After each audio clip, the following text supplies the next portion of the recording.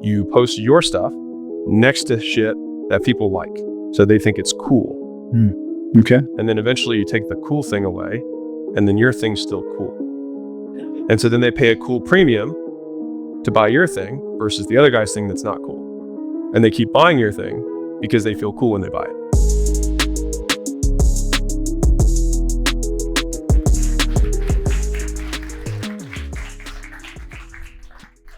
How's this morning? Good? Super tactical? Yes? Okay, good. I always want to make sure we do that. You might be wondering why we kind of organize things this way. Well, first off, it's because we've just iterated it a bunch of times and it worked out. But basically, we wanted to make sure one key thing happens, which is that you allocate resources towards the thing that gives you the highest return. And so fundamentally, the difference between entrepreneurs who move faster versus the ones who move slower is that they actually physically move faster or slower, so that they choose the right things to do, and more importantly, the things not to do. Because we have such limited resources, and the smaller your business is, the fewer resources you have. And so you might see Elon and say, hey, how can Elon have $9 billion companies or whatever it is now? Well, he has like 100 children, so who knows, right? The guy does a lot. But to the same degree, you might only have the resources to do like half of one thing. And we get in trouble when we try and do too much because you just can't do that many things well.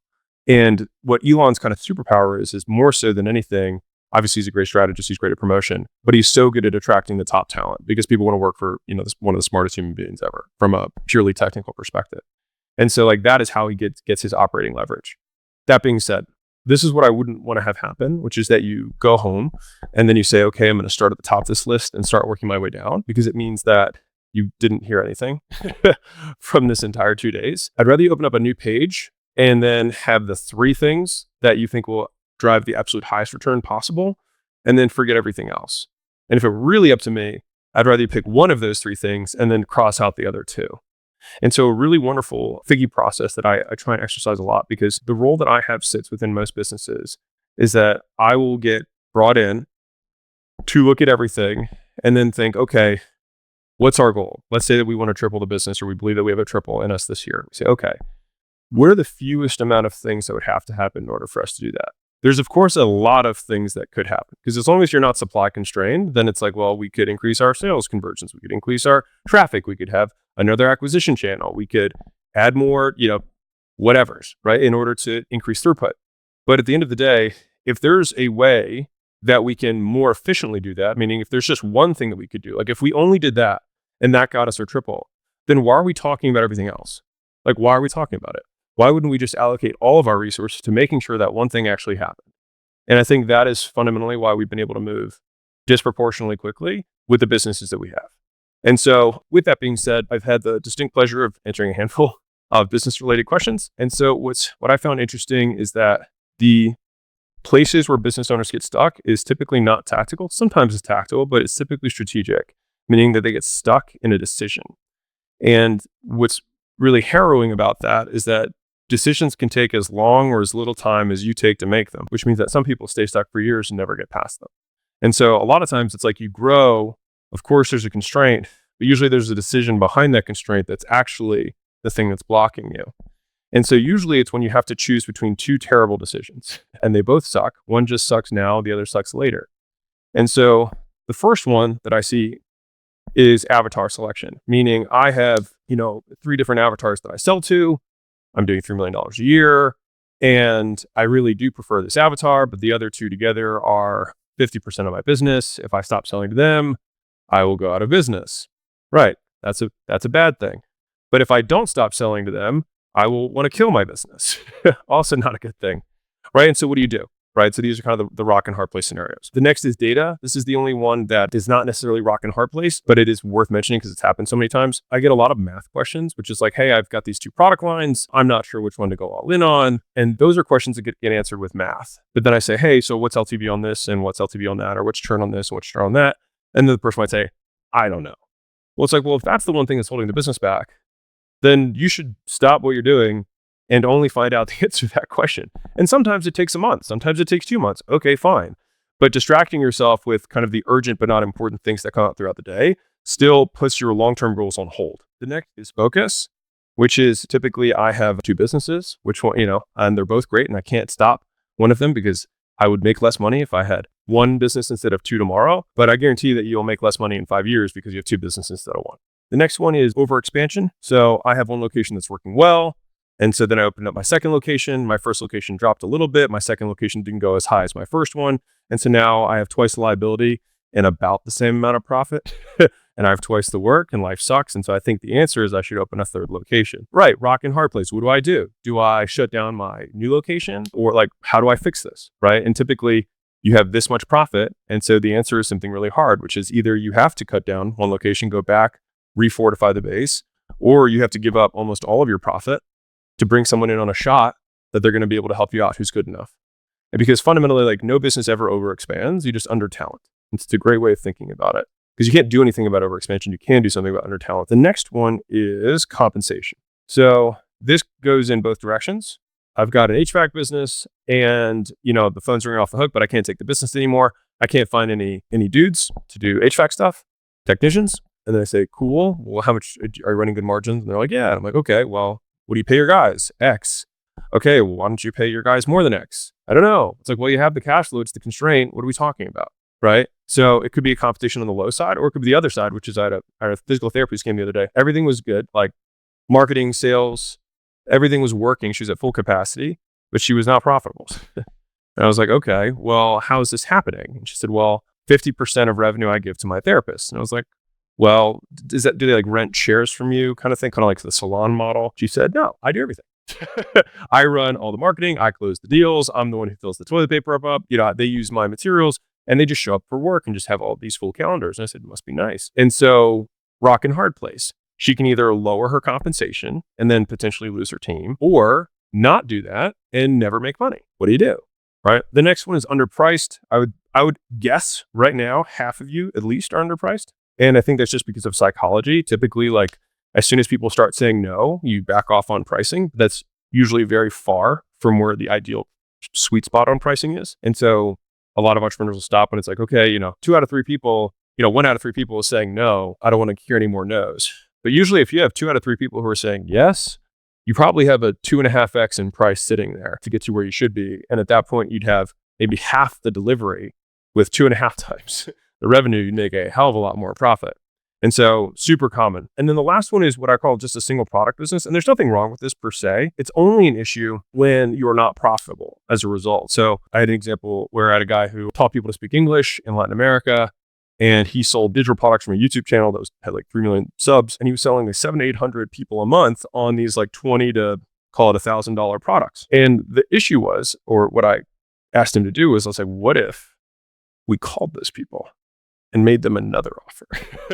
He said, there's no way no one will ever spend more than $1,000 on language stuff. And what was really great for me in this exact moment is that there was a guy right next to us who was from Latin America, who didn't have English as his first language. And he looked at him, he's like, would you have paid $5,000 to learn English? And the guys just looked at him like very soberly and was like, I would have given everything I had. And I was like, I'm fucking right. And of course he didn't listen, so it doesn't matter. He has a social media agency now. So you can't make good decisions for people. So that being said, he thought it'd be less competitive. So anyways, these are kind of the 7 growth sins. As we go through, I'll try and do one of these because I'll point because usually they fall into these buckets. With that being said, let's A some Qs. Yes, sir. Hi, yeah, my name is Dylan. I do power washing, solar panel cleaning, window cleaning. We power washing, solar panel cleaning, solar panel cleaning. Okay, yeah. I was like, were you selling solar? What are you doing? I was like, hold on. Yeah, window cleaning.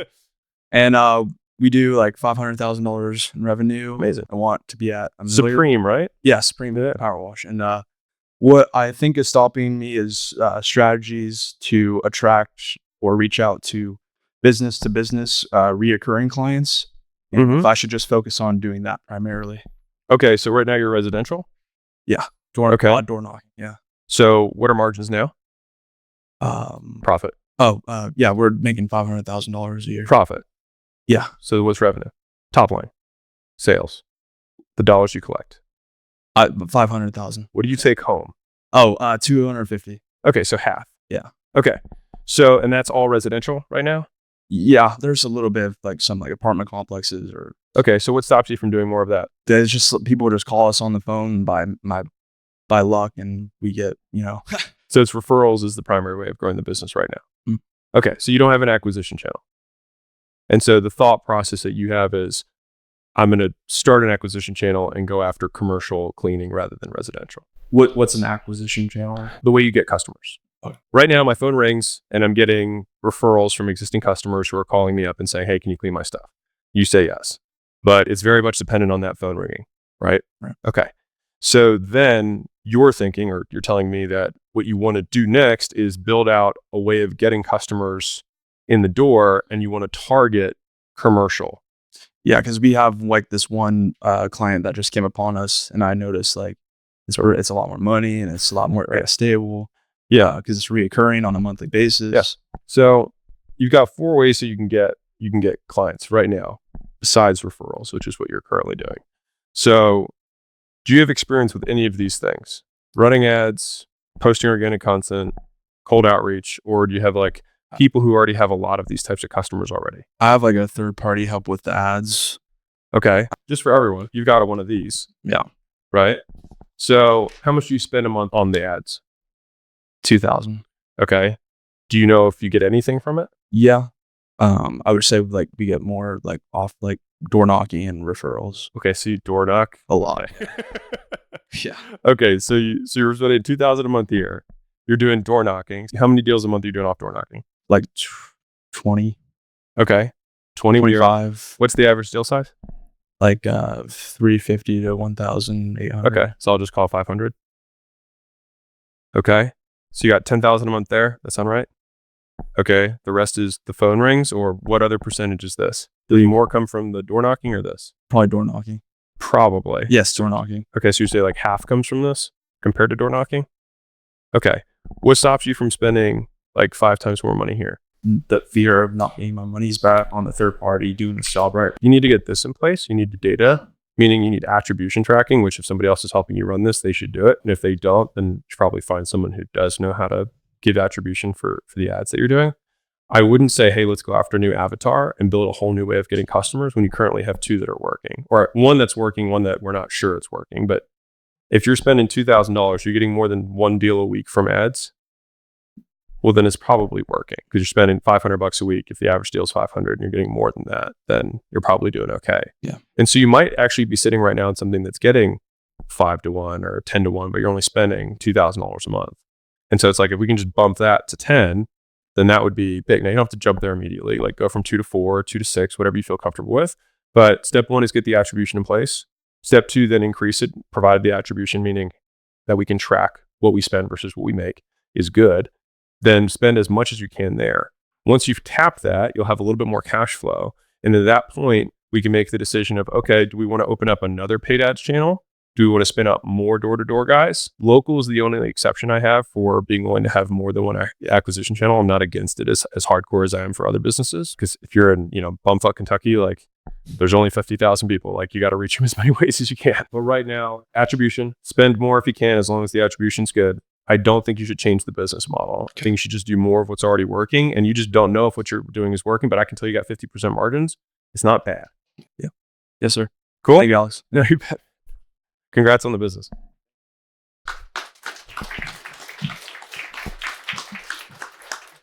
Hello, my name is Jessica. I have a subscription-based Boat rental. Yes. Yeah, boat membership. Yes, I do. Currently doing 2 million Mhm. upline, but to pass the 10 million mark. What's stopping me is decision. I came out Okay. here to this workshop because I've been doing this 13 years, put in my 10,000 hours, not making enough money. Fair. So I came to learn how to scale. I have 2 options in front of me in the next 6 months. Right. One to purchase an existing club that would more than double, Mhm. and another to start a third. I have 5 locations. This would make 10. And you're doing like 2-ish with 500,000 in profit, right? Yes. Okay. 600. Hey, every dollar counts. I'm with you. Okay. Yes. And in a session that I had this morning or this afternoon in asking questions about how to scale, Ed told me I should not scale, I should sell. Hmm. So, Is it 'cause you don't like it? yeah, that's what he said. I'm just reading here. Yeah.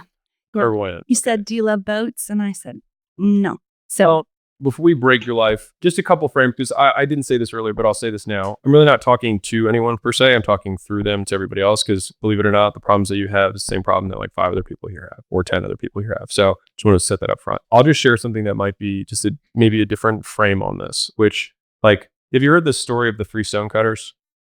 So a guy walks up, sees a stonecutter, and he says, "Hey, how's your day going?" The guy's like, "It's terrible. It's backbreaking work. It sucks." And he's like, "Okay, wow, I got it." And he goes to the second stonecutter, and the guy says, "Well, pays the bills, keeps the family fed, that's fine." And then he goes to the third stonecutter and he says, "How's your day going?" He says, "Oh, it's amazing. I'm building a cathedral that, is going to last for generations for my kids." Right. And so the same work, just different perspectives on the work itself. And so the perspective that I'll share is just that having now owned a lot of different businesses, almost all businesses are the same as if you chunk up high enough. Because if you get 2 or 3 levels up, you're going to have a director of sales, director of marketing, you're going to have a director of IT, you're going to have personnel issues, you're going to have HR, you're going to have legal, and it's going to suck every other day. You know what I mean? Sure. And so it's kind of like, I've had 10 executive assistants and I currently have none. And the common thread between all of me and them is them, obviously. And so I say this because, like, if we're trying to hope for the business to be the thing that brings you joy, I would just really strongly push against that. And I'd rather you just see the business through a different perspective, which is like, this is an opportunity they get to learn some skills. Like a good friend of mine who's in the fitness industry and then started a cookie company, which seems completely antithetical, right? He's like, "I'm creating demand and supply." But what was interesting about it is that I asked him, I was like, "Are you passionate about cookies?" And he was like, "No, not at all." And I was like, "Why are you doing this?" And he was like, "Well, I think there's a good gap in the market." This is before Crumble. So he had the right idea. Like, he thought that the gourmet cookies were going to be a thing. He ended up having a bad partnership, whatever. But the point is that he was right about his idea. He did 100 different recipes to figure out the one chocolate chip cookie that was amazing. And he did really well. But the thing is that he wasn't in love with cookies. He was in love with being excellent. And I think that that's at least how I try to see business. It's like, how can I let this business be an expression of the values that I have, rather than this business has to fill a hole in my heart? So back to you. Okay. So do we exit this thing? Do we go to another location? Because I'll bet if you just didn't hate the people you work with, you'd probably be okay with it. with getting another location? Oh, no, just in general. Like, I mean, because right now you have this desire, because you have what, $2 million in debt, right? Yes. Yeah. So you have $2 million in debt. You're doing $600,000, not $500,000 in profit. Notice. And so basically after taxes, it's going to take you like 6 years, 7 years to pay the whole thing off, assuming you don't spend any money, which would suck, right? Yes. That would blow. Okay. So I can feel that is crushing weight. So either you want to scale past it so these debt payments aren't killing you because it's eating probably the majority of your cash flow, or selling and kind of either starting over or, doing something else, etc. Right? That's right. Okay. Do you have an offer on the business? No, I wasn't even looking to sell until an hour ago. I was like, sorry. So you have 25% margin, so it's not bad. Or less than that, because you're a little higher than $2 million in revenue, right? 2.7, is that what it is? Between About 5? 2 million. It is $2 million. Okay, so it's $2 million top line, 600,000 bottom line. So I mean, you're in 30% margins. The only issue is you made a bad decision like 4 years ago, or however many years ago you took the debt out. Yes, because it's pretty capital intensive to have 50 boats. Yeah. So how's cash flow for the business? Good. I mean, COVID was great. We sold like crazy, and unfortunately put a lot away. So I don't have a cash constraint. That's great. Okay. So, outside of like, let's sell this thing, you still want to grow it, right? I want to grow business. This just happens to be the vehicle. I don't think this is a bad business. I mean, Okay. a boat membership where you have fundamentally you have very high margins on each incremental membership, correct? Yes. Yes. So you're kind of at this point where like you've covered all your costs. And so each additional membership makes you a lot more money, right? Disproportionately drops the bottom line is my point. Yes. Okay. So what stops you from selling 10 times the memberships? That was the question that I tried to answer Okay. coming here and going through the framework. And when we were going through the circles yesterday, I came down to, I think it's my offer. Okay. And is this a franchise or is this yours that you just start on your own? That's the other part of the equation, is that it's a licensing model. Okay. And I think the conversation in the room today was, is it really mine if I'm under a licensing structure? Yeah, I mean, you could sell the business. You have an existing agreement, but what do you give away top line? Nothing. Oh, okay. So then what do you license? The marks in the system. It's a Do you reservation pay a software flat system. fee? So technically my members do, because we're licensed and not a franchise. I can't pay directly. So the members do. Okay. And What it's percent do they give away? It's a $500 a month membership. $30 a month goes to corporate. Okay. So whatever that is, 6%. Okay. I mean, that's fine. Mhm. Okay. So, I mean, I wouldn't say it's strangling you. Okay. So it's 20% of your margin functionally. All right. So do you currently do ads? Do you do outbound? Do you do organic? Do you do affiliates? What are you doing to grow? We spend about $6,000 a month in paid ads. We do a lot organic. What's ROAS on this? Good, bad. Well, according to the marketing agency that I use, Amazing. they're very, very great. They're like, it's acceptable. Yes. You just spend all your money. Yes. I only spend $11 per lead, and that's a fabulous number in the industry, evidently. Well, what percentage are you closing of leads? Industry standard is 6%. When I was doing it myself, I'm going to pause here just for everybody. 0 fucks about industry standard. Okay. We're And at I'll tell you 4%. why. Average American, overweight, in debt, divorced 7 times over. Why would I care about the average industry person? They all suck. They don't make money. Fuck it. So anyway, sorry. Go back to you. All right. We're at So- 4% lead to close. Okay, 4% of lead. So it costs, so 25 times lead cost. So at 266 is cost of acquisition right now, not including sales commissions. If that's what it costs you to get a customer, what's the membership? Is $500 a month? It's a $5,000 initiation fee, and then $500 a month. We sell 5-year contracts. I love this. Why are we getting out of this business? Call it $300, $400 with commissions, whatever, to get the sale, to get a $5,000 up front, and then $500 a month. Or Mhm. yeah, that sounds chill. So that's why I was thinking I'd do more of it. Yeah, do more sounds great. I love this for us. I love this for us. I love this. Yeah. Okay. So why don't we spend more on ads? Sounds like I should. I feel like that's not a terrible idea. Not a terrible idea. Yeah. The thing is you have a business where this happens a ton, by the way. You have a certain amount of cost that you have that's fixed cost in the business. And then you spend enough marketing to get above the fixed cost and then make some profit. And then you like exhale. You're like, oh, thank God I'm not losing money.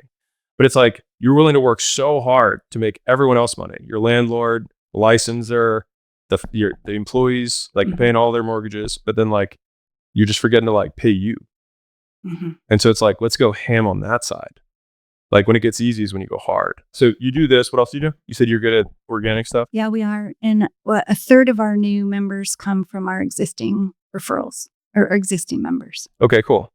Do you have a really structured referral system or just people talk to people? Yes and yes. Okay, Yes, cool. we have those. Because we have a whole bunch of badass stuff for referral stuff. But that's one thing that can probably get juiced beyond the scope of right now. But that's a big one. And then ad stuff, honestly, if we could just take a look at it, it's like we could probably figure this out in 5 seconds of what needs to. The thing is what's your close rate on people who come in? 33%. Okay, you're fine. Yeah, like your stuff's not. Do more. Okay. Okay. We just need to get the referral system in place. We need to spend more on ads. We can make sure attribution's right. If we needed to tweak, like if you were like, I'm closing 10%, then it's either a sales motion issue or it's an offer issue. Mhm. Now, if the lead costs are too high, but you said they weren't, if the lead costs were too high, I would look at offer as well, but that might not be the issue right now. And so I think probably more and better creative that we do on the ad side. And I'm sure, are you doing Google AdWords? Is that your primary? Yes. Yeah. More and better creative, probably better targeting in terms of what keywords we're bidding on. And there's probably a handful of like really easy CRO stuff. So conversion rate optimization that we can do on the actual funnel itself. Like you just don't know a lot. Like there's so many little things there that you can just like immediately increase how much the business is making from each lead. And that'll probably just give you a little bit more exhale, like in order to spend more. Cause I think that's what we have to do. Thank you.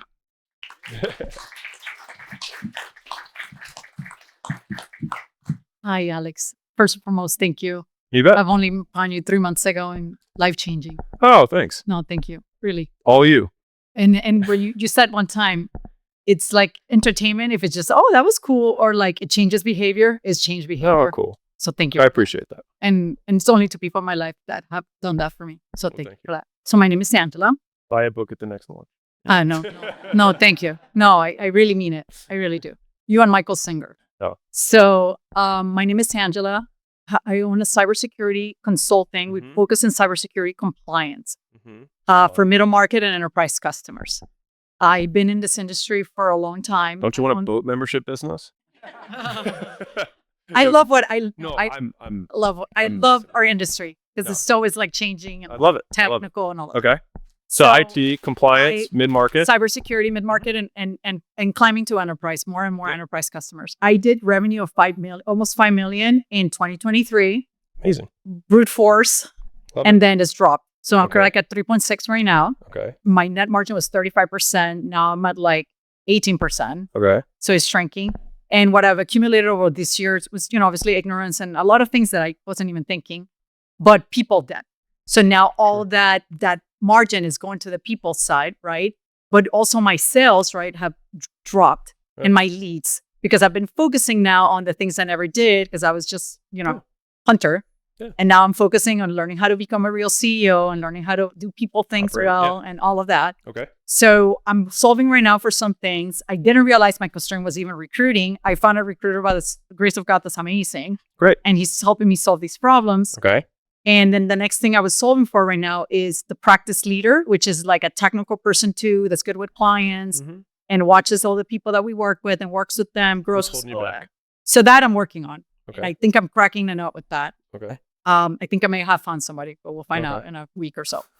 So, but in the meantime, sales has been my thing. And then I would say my industry has evolved, and COVID definitely was a game changer where cost per events have increased tremendously. Your conference stuff, right? You got to play to speak right now, which wasn't the case before. And, I had family changes and Yeah. I'm Do you go to not- conferences to get customers? I used to. Okay. I'm not doing that anymore. Okay. Very little Got because of the cost and, the time. Are you coming back with us? Um, Okay. No worries. maybe. We have a whole conference playbook that just murders. So for Okay, presenting at I need that. I need a lot. I need all the help I can get. conferences. No worries. No, it's fine. I figured I'd ask so we could.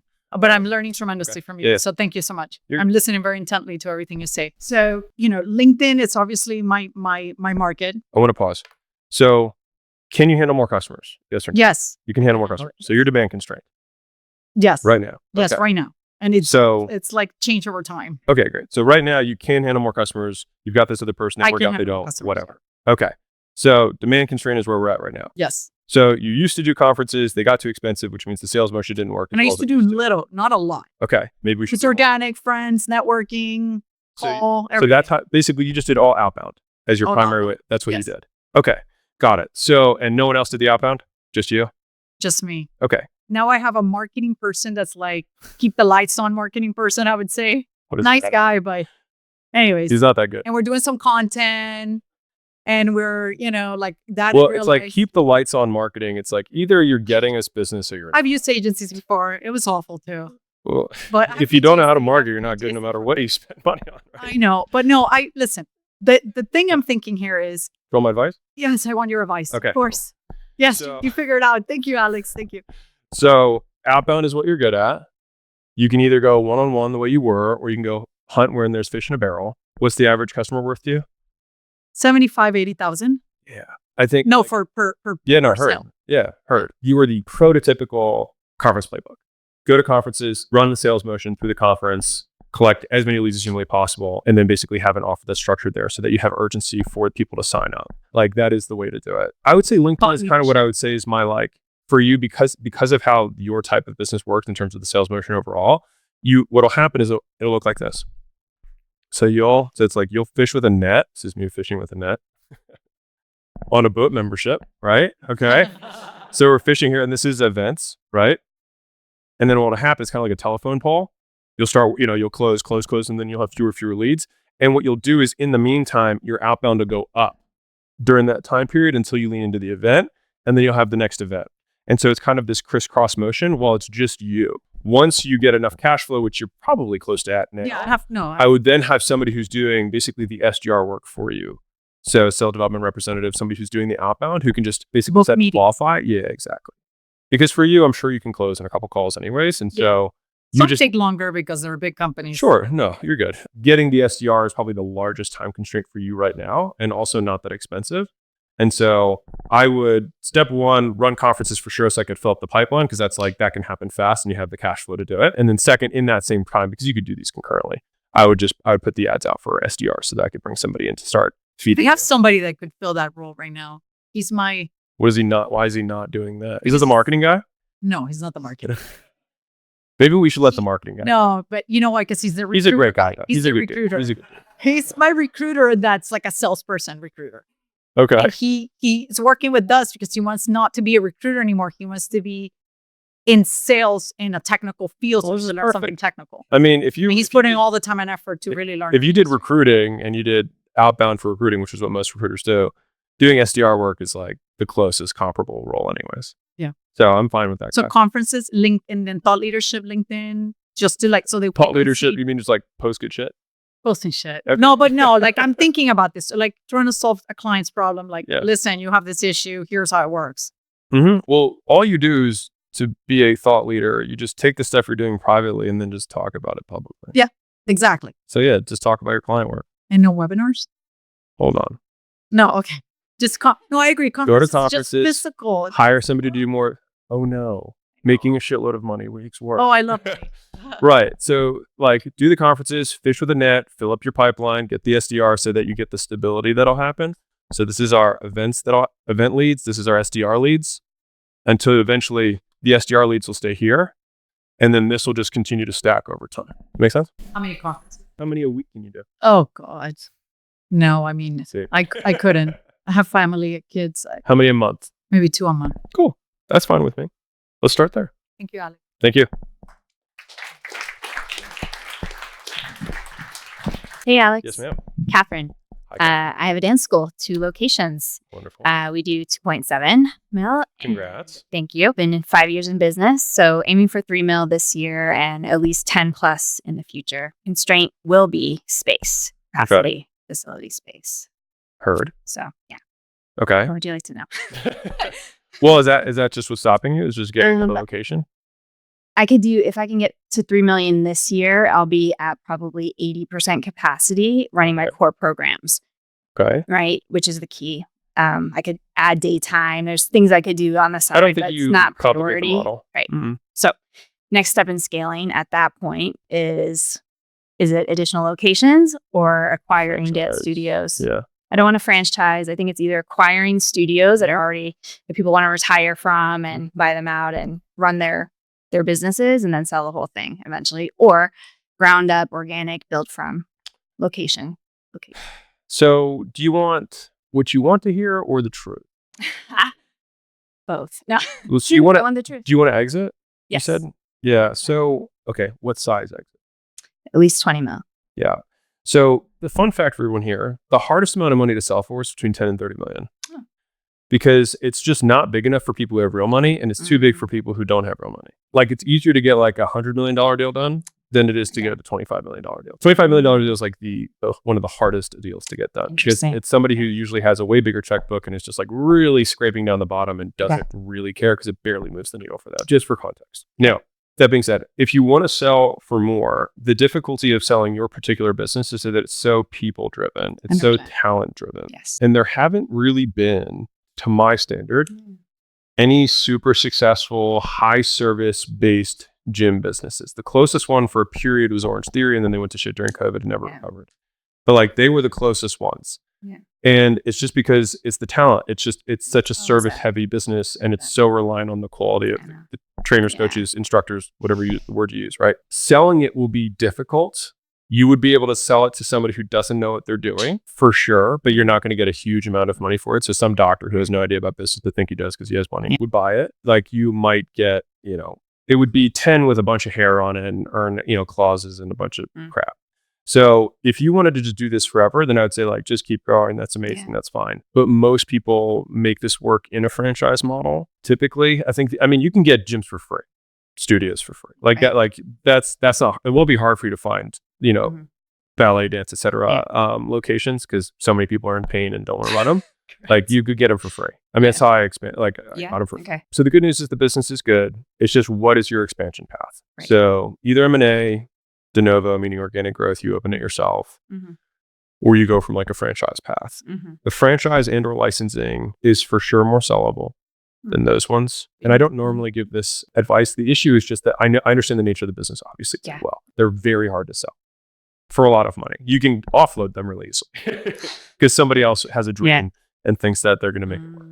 It's like restaurants. Like you can sell them for nothing because somebody else is a cook and people tell them their cooking is good and they're like, oh, you should open a restaurant. Like you love fitness, you should start it. Like that. It's very easy to get people to say yes.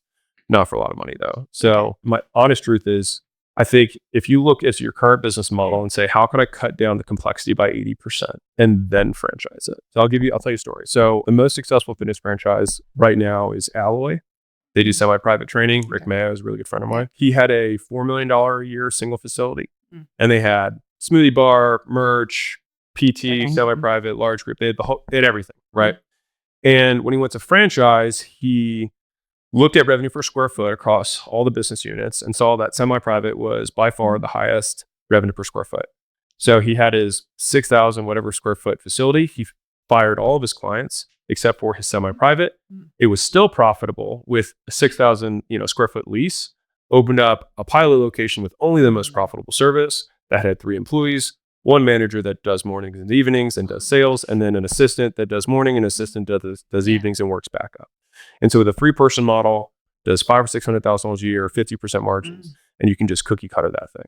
And so I think your instinct on the front end was stuff like, I could add all these things. I think it's 100% right not to do that. I'm not doing it. And then look at your most profitable times, look at your most profitable pricing packages. And then I would look at stripping this down to like, how could I get this to the fewest possible people who could run this so that I could open up, basically somebody else could do this. Right. And that's probably that is the most likely path to the goal that you have. I'm not saying it's easy, but it's the most likely path to where you want to go. Yeah. And what about the licensing? Same, just different legal structure. Okay. Yeah. All right. Just being real. Like, I mean, you could obviously open more locations. Seems like you're competent. I say it as a compliment, but if you want the exit that you're looking for, like I know a lot of people in the fitness world who have 5 locations, 10 locations. So few, like almost every one of them never sold the whole thing. I don't know one who sold the whole thing. Every one of them piecemealed it, one to a trainer, one to a customer, one to a competitor. They had to break the whole thing up when they got tired. Thanks so much. Cool. Yeah. Thank you. My name is Michelle. This is actually my second time coming to the workshop. You grew from like 400 to 1.2, right? I'm hoping to break $1 million this year. Last year I did 356. It's a good return. Yeah. My main takeaway from last year was I just needed to do more to even have more in the system to figure out. I know, crazy. So I have spent I'm going on my 3rd year of my business. I'm trying to replicate gym launch in the pet care industry. I am named Dogco Launch. It's not that innovative, but so I think it's a wonderful name. I mean, I like it. Okay. So I do coaching and consulting. I modeled off of. I've really tried to study very deeply how you approach gym launch, from what I can tell. Happy to answer any questions. Yeah. Well, I even read Gym Secrets. It was great. Good. So we did 356 last year. I'd like to break 3 million this upcoming year. You mean 26? 26 million? No. Yeah. What? Yes. Sorry. This upcoming year in 2026. Yeah. Yes. But this year you want to do 1, 2. You're pacing 1, 2, and then next year you'd like to do 3. Okay. Yes. Got it. So what's stopping you? I'm guessing you're not supply constrained. Well, can you take more customers? No. Huh. Word. Okay. So how are you getting customers now? Organic. Okay. That's why. All right. So just you making content on Instagram? On YouTube? Most of my market's on Facebook. So I have an interest group for companies that want to grow in the pet care space. And I also do a speaking circuit on the 4 conferences that are in our industry. Great. I'm throwing my own conference this year because I figured I'd. So you're saying the conferences generate leads? Crazy. Keep on. Yeah. And thought leadership. Yeah. So organic content has been predominantly how I'm getting people. Okay. So you want to sell more stuff, but you can't sell more stuff because you can't deliver on more stuff. So who's stopping you from delivering more stuff? So I'm really excited about the Money Models book because I didn't set up my original structure. It got me off the ground very quickly. I did this scarcity-based cohort model where it's like 20, 25 companies in a group. We launch twice a year.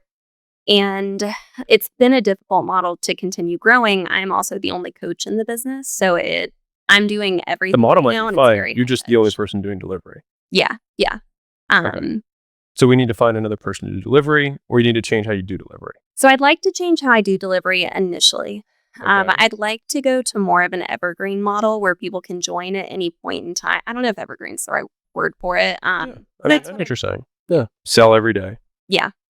That's what I have been considering. I don't actually think that's the approach that I would take, though. Okay. I wouldn't change your selling model because your supply constraints not demand constrained. So why would we change anything on the demand side? So it's the delivery that's the part that's holding it back. So what is the delivery right now? One-on-one, one a small group? Like what's the Yeah. So I do a weekly coaching session with each cohort. Okay. Of how many? I have 6 active cohorts. Okay. And so you do weekly and it's what, an hour? 90 minutes. Jeez. Okay, got it. So you do 1 9-hour day and then the other 6 days of the week you chill? No, I'm doing Zoom calls like 45 hours a week. I do a daily office hour. Okay, so then what is the other deliverable besides the 190-minute thing? So it's just very high touch right now. Like, Are you over promising, or are you just, and I say this not as a slight, insecure about worrying that they're not going to get value, and then you just like keep hopping on calls? That is part of it. Okay. In part because it's been so new and I really want to establish like goodwill in the industry. I've been throwing everything into it, but I've kind of created this monster where it's hard to start to work myself out because the expectations on me are very, very high. Who do you think sets the expectations? Me. Yeah. So I think we just need to change the expectations of delivery, which either is just stick with what you promise, because you might not promise nearly what you're delivering. Mm-hmm. So if they said yes to it, just meet expectations. Mm-hmm. Like, and that might just mean that you just need to learn a script of how do I deal with people who ask for my time, which is like you route them to a resource or you route them to the calendar when the next time is available. Mm-hmm. Mm-hmm. Because the thing is you reward people for reaching out to you quickly by responding quickly and answering their question. And so then they do more of it. Because you've trained your audience to do that. So you just need to train them to do something else. What are you afraid of? Oh, so many things. But we don't need to go down that list. I feel Spiders. that one of my differentiators has been accessibility. And so it's totally differentiator. Yeah. In the beginning, when you're an underdog, you do that because you say, hey, you could go to these guys, but you're just a number. With me, you get my cell phone, right? But at some point, you get big enough that you're like, I can't give you my cell phone because I'm good enough and I've proven that. And so you have these cohorts. Basically, this is the equivalent of like you can have like there's price raises you can do. You can also do delivery decreases. Like you're going to keep paying the same amount and you're just going to get less. But the way you're going to pitch it is that you're going to get even more, but rather different. And so whenever I've done a delivery change, I don't position it as, hey, I'm going to do less of what you liked. I'm going to say, hey, I've listened to all your feedback and I'm actually going to change this in a way that benefits all of you guys in these 17 reasons. And what you have to do is you have to position this as a moral high ground. Right. And so it's hey, I made a promise to you and I've realized recently that I'm actually breaking this promise. And so I no longer can stay out of integrity to what I promised you guys. And so in an effort to stick with my integrity, I have to change it to this. And so that way, if anyone tells you that you can do it, or you're saying, are you telling me to question my integrity? And then they're like, oh, that's right. And they're fucked. And so that's actually how you have to rule something like that. Okay. Most of my clients know each other. Are there any concerns about? Well, you do it to everybody. Okay. So this would be just broadly. Okay. Yeah. Okay. Like, this is how things were. This new thing has come to my attention. As a result of this new thing, new information, new decisions, new actions. This is what's happening. Here's why it's great for you. 17 more reasons that you didn't expect. And this way I can reinvest in these things that you really care about that I haven't been able to do, which is a promise I made to you that I have been falling short. Okay. What if they don't feel like I've been under delivering? It's not up to them. But like kind of talking, the positioning of I'm doing this so that I can fulfill with integrity. I don't know that they resonate with that. And I'm sorry if I'm splitting hairs. I mean, you got to sell you right now. How do you? You're trying to sell me on the way that you don't want to do. You're like, I hate this life, but damn it, I'm going to defend it. Yeah. So like, you have to flip that. Okay. Fundamentally, like, you're going to burn out because you don't, and like, you can't do what you're doing. You would like to help, you want to help more dog owners, right? Or dog co-owners, right? Yes. You cannot do that with your current model. Yeah. So if you said that you have a mission of helping this many people, you currently are out of integrity with that mission. So either you change your mission and say, I'm actually going to play really small and I'm not going to help that many people, and that's fine. Or I'm going to provide something different that I think is going to be even just as valuable or even more valuable to you guys in this way. Okay. And you will lose some people, and that's okay. Yeah. Because you will make room for better people who pay more and didn't come in with the old expectations. Yeah. Okay. Thank you.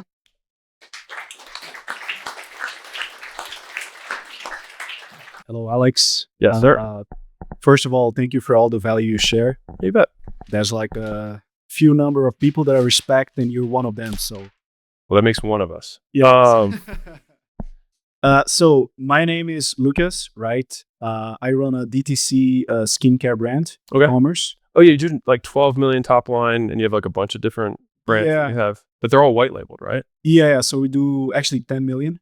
Yeah, and you want to get to 100, right? We want to get to 100. Yeah, The key constraint right now is margins, right? Yeah. 15% margins. yeah. You know Yeah. why your margins are low? I think we, Want me to tell you why your margins are low? yes. You don't have a brand. So we just to give you some give a numbers, like All right. 100 and we might have scaled too fast or like scale too much to because here's the thing, the more we scale, the higher the CPA, right? Yeah. You're a the performance cost- marketer, right? Yes. You have to learn brand. Yes. You're not going to arbitrage your way out of it. You're falling into the trap that I did, and I was stuck there for 3.5 years. What happens is you're going to keep scaling spend, right? And revenue's going to keep going up, but your margin is going to compress, Yes. which you're already seeing, right? And that makes sense because you go to less profitable audiences, you continue to scale, right? And so I like my visual for this is like in each rung, we have like the same number of sales that are going to happen, but I only have to buy this much traffic to get the same number of sales versus this much versus this much versus this much. And so for you to scale long term, you need to get to the point where 70% of your advertising is brand driven, not direct to buy, but it's building founder story, it's building narrative, unique differentiation, things like that are top of funnel awareness, like associations with things that Yeah. your ideal avatar would find interesting, so that you can not just be a media arbitrage white label thing, because you're just always going to be beholden to like the newest hack, the newest bidding strategy, the platforms where you can get the cheapest clicks, and you'll never build something that's actually like sellable in the long haul. I'm assuming that's what you want to do, Yeah. So Right. we want to build for an exit. right? You and, have to build a brand. No one wants to buy these arbitrage businesses. a few investments that we made right now is, first of all, rebranding, like with a branding agency. Second is You product. need to master it. Sorry? Like as a physical product e-commerce owner, like your core most important skill is the brand. Like you can't outsource that. It's the most important thing. Got it. Like, so you need to learn the skill of branding, Branding. which is fundamentally making associations with things that people in your audience find positive. Got it. Do you think we have a model problem as well? Because, for example, You right now- run ads, you sell stuff, you ship it, right? Yeah. No, I don't think it was Because published. I was thinking about changing to a subscription model because we're not doing that You yet. can have a percentage. What's for all of them, or are they consumables? So we sell gadgets, like skincare gadgets, and then we also sell consumables. We usually do bundles. Well, the gadgets are going to be really tough for subscription. Yeah, no, of course. Yeah. We want to, like, we just manufacture a UC in the US, and the idea would be Like hair or like supplement? skincare, like Yeah, okay, hair. No, yeah, topical, got yeah. Yeah. And, lotions and potions. Yep. Yes. And the idea would be to slowly be shifting towards subscription. Because I mean, that's fine.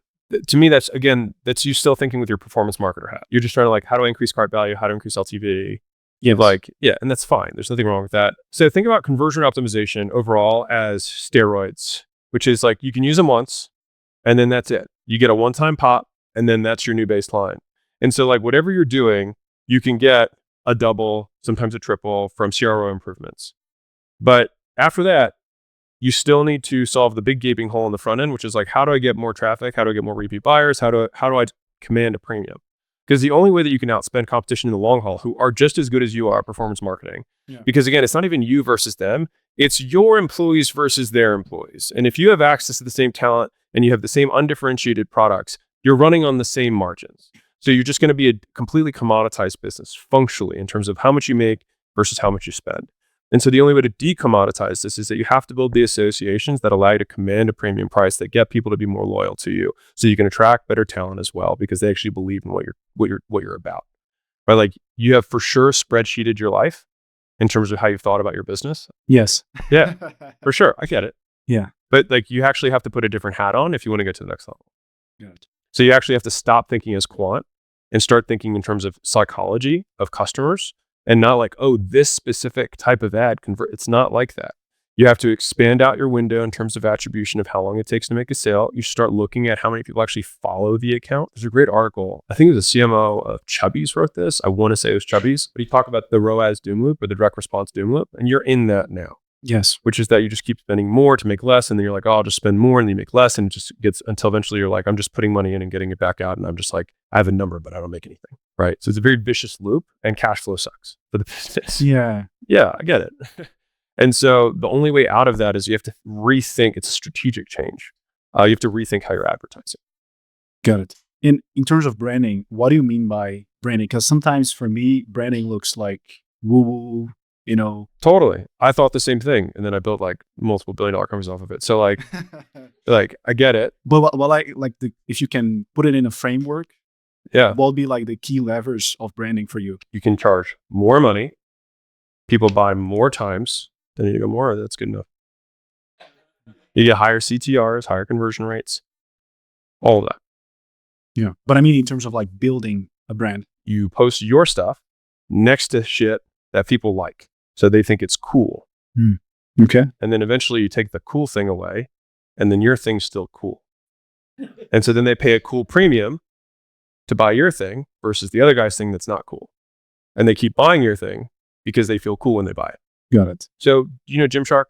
Yes. Why would they pay Sam Sulek to become an ambassador? Why would they pay him money when he can't directly drive ROAS? Branding is higher return on spend than direct response does over a longer time horizon. See, the thing is your problem is you have a 30-day window for everything you're looking at, maybe 60. If you look at brands, you have to extend to 6 to 12 months. But when you do that, you actually start getting insane returns on capital. But you have to start thinking like a capital allocator rather than just a direct response performance marketer. Fundamentally, that's the frame shift you need. And you having many businesses, I don't think helps you. There's probably one of them that's your flagship one. That's probably the best one that has the most potential. No, I just have one business. I thought you had multiple brands under there. No. I mean, we just have one. So you said you had gadgets and widgets, and then you have No. Gadgets, serums and like potions. skincare gadgets. Okay, So skincare like rollers. devices. Yeah, exactly. Okay. And then, But it's one. just one brand. Okay, Nothing fine. else. I feel a little better. Okay. A little better. But I stick by what I said. You have to have a frame shift. Otherwise, you're not going to get past where you're at. Okay. Thank you. Alex, my name is Alistair McDonald. I sell solutions to dentists Yes. in their practices. I do about 1.5 a year, have done consistently. It takes me about 6 hours a week. Yeah. My profit margin is about 88%, and I would like to be at 5. What's stopping me is I don't exist. My clients joke that I'm black ops. Okay. I have no website. You guys should talk. Dogco, 6 hours a week, right? So my model is great. My model's great. It can support. I just say 5 because I just made it up when I was sitting there. Yeah. But As good a reason as any. there's no reason. The model supports it, but I have no audience. I have no email capture, website marketing. I've never done anything. All word of mouth. Yeah. Okay. And the clients that stick with me tend to stay with me for years. You seem happy. What's the problem? Oh, my life is amazing. Then what's the problem? Everything goes great. Doesn't matter what I do. Well, then what's the problem? Well, I could use a little more tin, A little more what? a little more money. A little more money. Yeah. God, I think There's now no your real- problem, right? This is like, I was just calling about that thing. So what are you looking for? Oh no, everything's great. It's like, so you just call around all day at gyms and just to tell people that you're great. Well, no, I am getting a little fluffy. All right, so we have a problem. All right, so cool. So yeah, okay, sorry. Well, the legitimate answer is that I'm ready to grow this. To make more. Yeah. Cool. And I have it in me. And Okay, so you work 6 hours a week now. on this, yeah. Do you have something else? Well, no other business really, but I run an international counter wildlife trafficking operation in Western Central Africa. That sounds cool. But it's a non-profit that I Do you like that? do. But I don't want to give it any more than the 8 hours a week that it gives. So you spend 14 hours a week doing not chilling. It's exhausting. Yeah, no, that's right. The 14 hours a week is exhausting? Yes, no, I'm joking. Okay, yeah. That's it. But like that's where you're currently at though, right? Yes. 14 hours a week. Okay, got it. So how many hours a week are you willing to give to grow? It's like 2 more. What's up? He's like, it's a 25% increase, you know? Like, what do you say? That's a big one. Yeah. It's less the time capacity, and the reason that I haven't is not that I don't have energy or time. Okay. It's the outside factors that are now past. So those afterlife factors are now gone. Yes. How many hours can you now work? Oh, I can work 40 hours a week. I can work 30 hours a week, whatever. So the problem is you don't know what to work on? Exactly. I had no idea. The people that I have Right. were drafted off of 2 other people's audiences. both of whom are fairly prominent in dentistry. And the one used to showcase me, but all of his clients started coming to me. So he stopped showcasing. Didn't go well. Yeah. Yeah. So, I mean, he's still a mate, but it's a non-professional. But it's like frenemies. Exactly. Yeah. How you doing? I hope it's not that good. You know. Yeah. So I would say we can do like being Leo. Like, what do you want to do? You want to run ads? Do you want to do outbound? Do you want to do affiliates? You already did affiliates. That's how you grew this point. Or do you want to be not a ghost? Yeah, I want to be not a ghost. I think I want to build my own audience. Okay. And I have no idea what I'm doing with the branding thing. Okay. So really, really fun little tidbit here. So when you build influence, there's 4 things that you're trying to build. So these are the 4 things that give a person more persuasive power. There's other things in persuasion in general that can be environmental, way more. But just from a person perspective, these are the 4 things that give you influence or increase the likelihood someone complies with a request. So status is that you control resources that other people want. Now, these things can also happen concurrently, meaning I can do 2 or 3 of these at the same time, but they are still separate things because you can do one and not the other. So for example, if I have a lot of money, then that gives me status. Even if I didn't earn it. If I'm a trust fund kid, you get status for having money. Now, is it all of the influence? No, but you have some. The next is power, which is that you tell people to do something and a good thing happens and they follow your instructions. So there's a reason like Martha Stewart, in my opinion, was the most influential, like the first big female influencers, because she literally gave people recipes and then they followed them. And then people were like, oh my God, this is amazing. And then they went back and did it again. And so when she said, go buy my book or go shop at my store, everyone was like, everything you've told me at this point has made my life better. I'll go do it. And so there's a reason that the content that I make is so prescriptive, is because I want people to follow the instructions and get a good thing to happen and in some way associate that directly or indirectly with me. So that's where power comes from.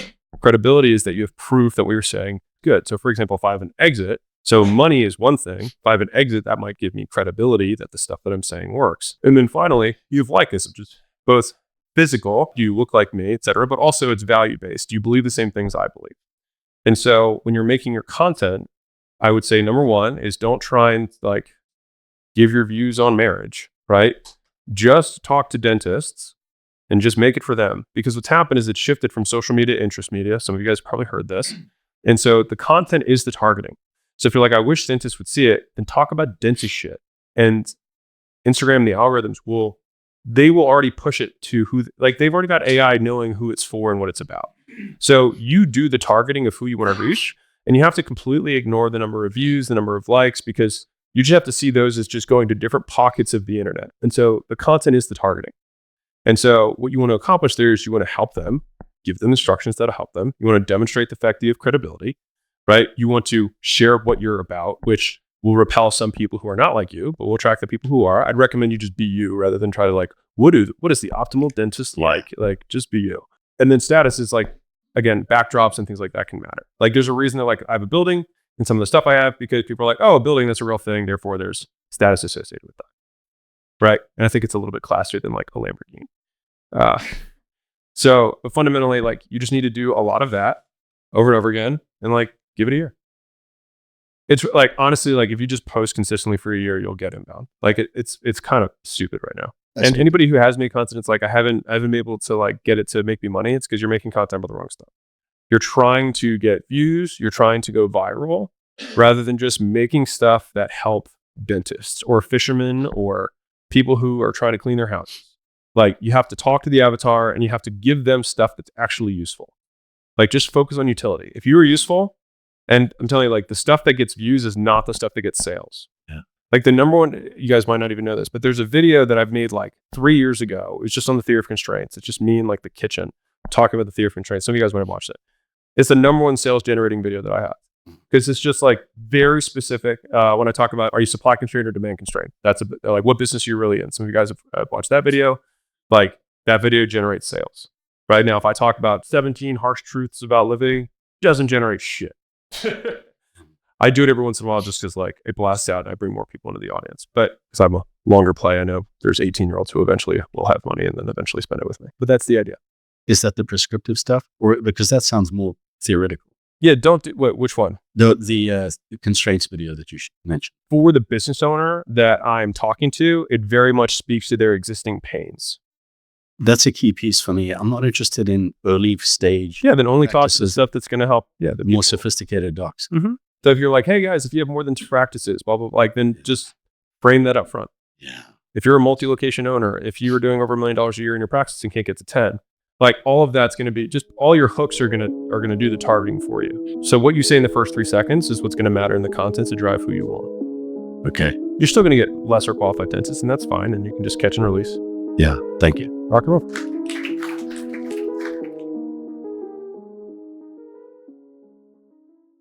The rumors are true. I'm launching my $100 million Money Models book. It's finally coming out. 6 years in the making. My God, this took forever. But I've got something for you. I want to invite you to the entrepreneur event of the season, which is the launch of the book. Just to give you some context, last time I launched the book, I spent over $1 million on the launch itself. This time I'm spending way, way more. And I've got a secret project that I've been working on for 4 years that I've been saving, that every single person who shows up live, Saturday, August 16th, is going to get absolutely free. Now, if you're like, well, what is it? Well, I can't tell you what it is yet. That's why it's a secret. But it's better than an NFT and it's less than a Bitcoin. And every single person who shows up live gets one absolutely free. And so if that sounds at all interesting and you want to be at the book launch and you want the free thing and the event itself is going to be bananas, click the link, register, and I'll see you there.